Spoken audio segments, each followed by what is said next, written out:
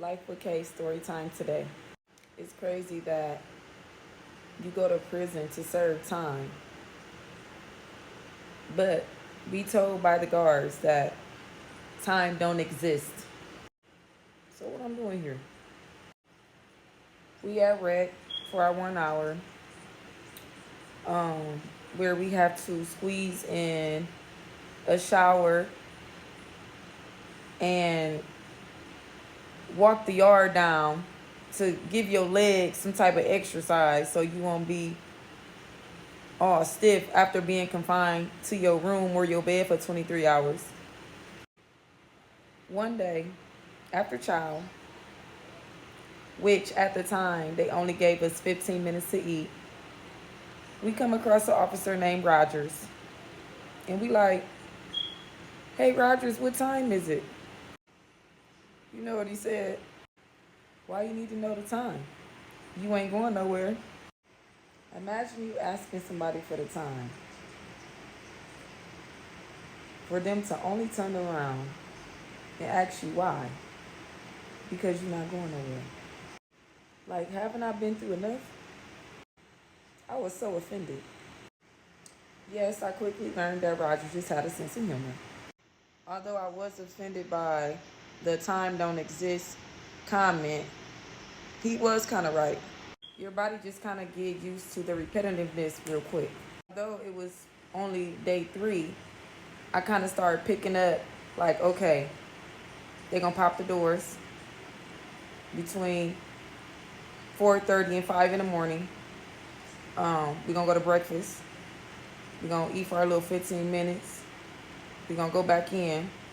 And you still kind of tired. So you just kind of start naturally putting your body on a routine. Once you come back from child, like it is still dark outside. So 9 times out of 10, you're going to go back in that cell and you're going to go back to sleep. Speaking for myself, I always went back in and went back to sleep. I was doing everything to sleep through the time. And whoever was housed in the cell before I got there, they had a pencil or something, and they literally drew like the hours out with the line that faced a certain spot on the wall for where the sun hit at that time. Like, you get real creative in that mug. So not only did I have that to tell me kind of what time it was, also I started recognizing that once the sun hit this certain crack in the window, the small little window that we had in the cell, then it was getting close to lunchtime. Lunchtime in RNA was so unnecessary.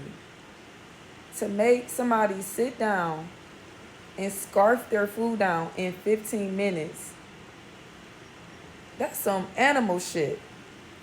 It's crazy. But even that you get used to. So like, once you get out of the RNA and you hit a regular yard, you're gonna have more time to eat.